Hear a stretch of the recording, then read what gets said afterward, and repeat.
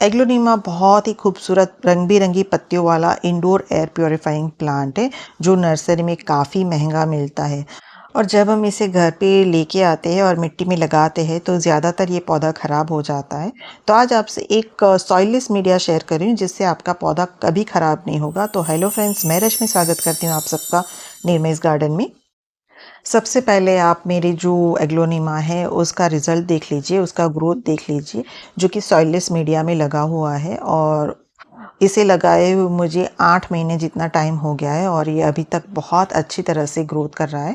और मैंने आपसे पहले भी एक वीडियो शेयर किया था जिसमें मैंने आपको बताया था कि मेरी एक भी पत्ती विंटर में पीली नहीं हुई है, जबकि जो मिट्टी में लगे हुए प्लांट थे उसमें पत्तियां पीली भी हुई और मेरे 1-2 प्लांट ख़राब भी हुए हैं। तो ये सारे एग्लोनिमास मेरे बिना मिट्टी के सॉइल मीडिया में लगाए हुए हैं, जबकि मिट्टी में लगाए हुए एग्लोनिमा भी है, उसको भी मैं आपको दिखाती हूँ और उसमें क्या क्या प्रॉब्लम्स आ रही वो भी आपसे शेयर कर रही हूँ। तो देखिए, ये जो मेरा एग्लोनिमा है वो मिट्टी में लगा हुआ एग्लोनिमा है। ये वही एग्लोनिमा है जो एक आपने प्लांट देखा जिसमें सॉइललेस मीडिया में लगा हुआ था।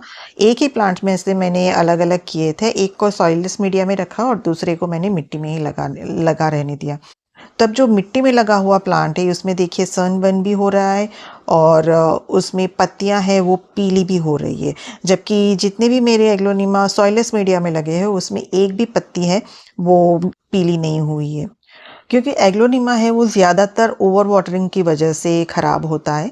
तो मिट्टी में जब पौधा लगा रहता है तो उसमें पता ही नहीं रहता, कभी कभी ओवर वाटरिंग हो ही जाती है। अगर ऊपर की मिट्टी सूखी है तब भी हम पानी डालते हैं, लेकिन नीचे उसमें मॉइस्चर बना होता है तो उसकी वजह से उसमें रूट रॉट हो जाता है और जो प्लांट है वो ख़राब हो जाता है।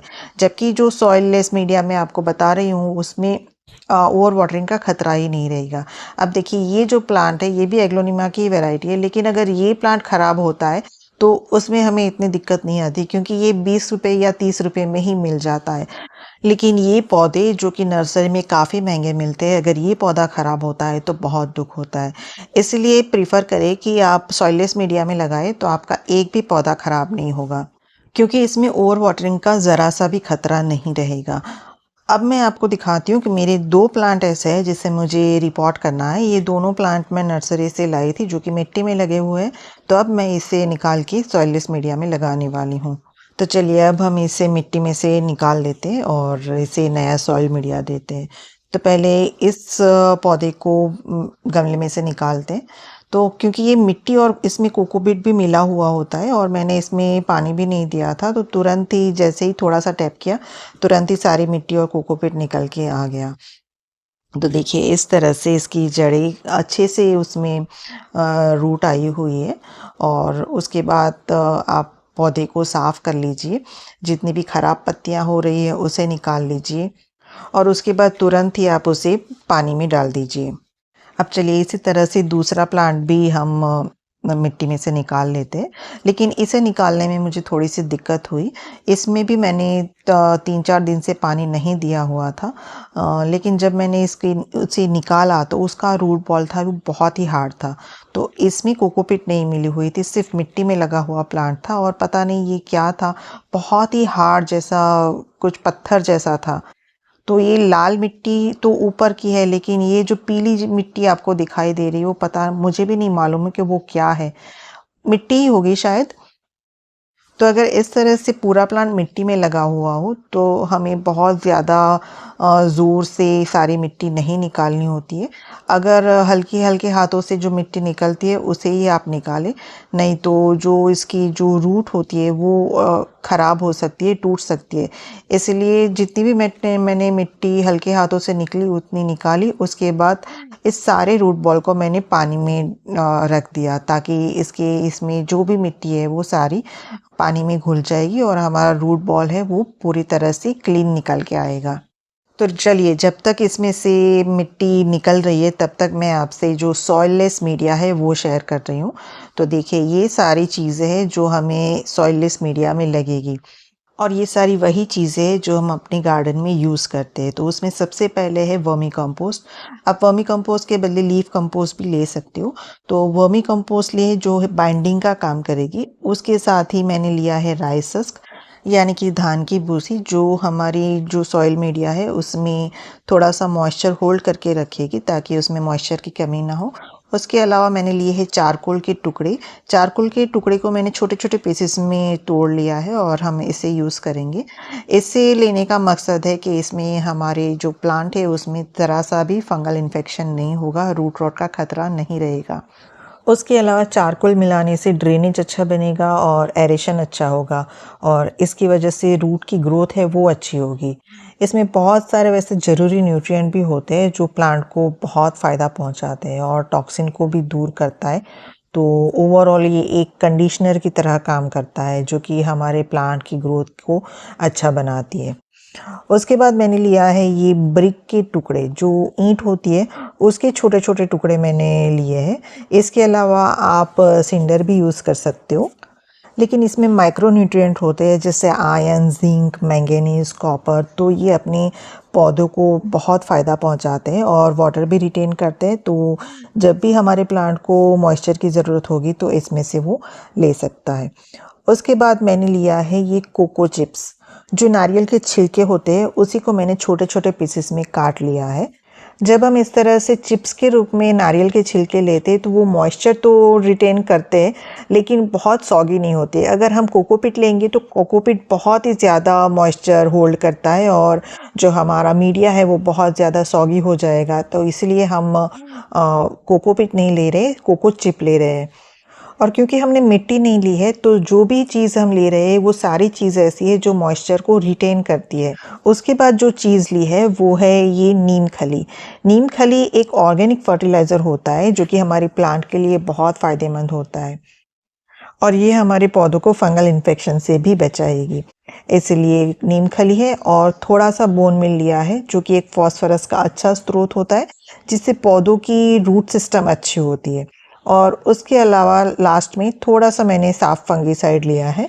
इसके अलावा आप हल्दी का यूज़ भी कर सकते हो, ट्राइकोडर्मा भी यूज़ कर सकते हो। तो टोटल मैंने इतनी चीज़ों का यूज़ किया है मेरे एग्लोनिमा के सॉइललेस मीडिया के लिए।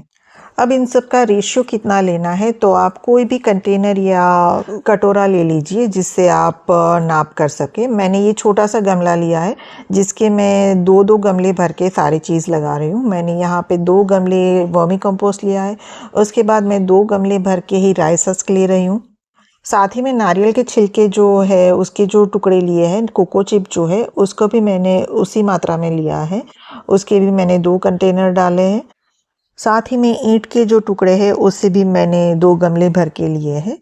यानी कि vermicompost, rice husk, coco chip और ईंट के टुकड़े, ये चारों चीज़ें 2-2 गमले भर के लिए है। जबकि ये चारकोल के जो टुकड़े हैं उसको मैंने 1 गमला भर के लिया है।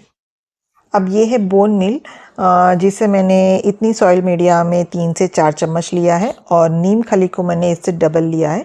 मतलब जितना बोन मिल है उससे डबल नीम खली है। और लास्ट में 1 चम्मच जितना साफ फंगीसाइड मिलाया है।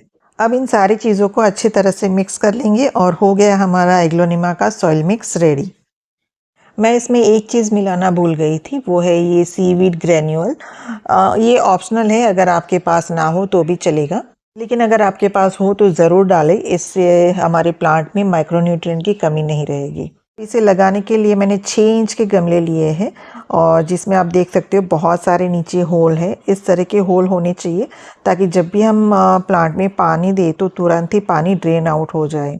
अब नीचे जो होल है उसे आप या तो पत्थर की मदद से कवर कर दीजिए या फिर देखिए मैंने तो जो नारियल के छिलके है उसका जो चूरा निकला था, मतलब कि ये कोकोपीट नहीं है, नारियल के छिलके ही है, उसको ही मैंने नीचे डाला हुआ है। उसके ऊपर हम सॉइल मिक्स करेंगे ताकि हमारा जो वर्मी कंपोस्ट है या फिर बोन मिल है वो सारा ड्रेन आउट होके निकल ना जाए। अब चलिए प्लांट को लगा लेते हैं। तो प्लांट को जो अब हमने पानी में डाला था फिर हमें उसे अच्छे से चेक करना है कि उसकी रूट गली हुई नहीं है ना। अगर कुछ भी रूट आपको गली हुई दिखती है तो उसे आप निकाल दीजिए। उसके बाद आप उसे रिपोर्ट कीजिए, अच्छे से सॉइल मिक्स दबा के रिपोर्ट कीजिए। अब देखिए इसमें 2 प्लांट थे तो जैसे ही हमने पानी में घुलने के लिए रखा तो दोनों प्लांट अपने आप ही अलग हो गए। और अब इसे चेक करना है कि अगर इसकी रूट गली हुई है तो उसे हटा देना है।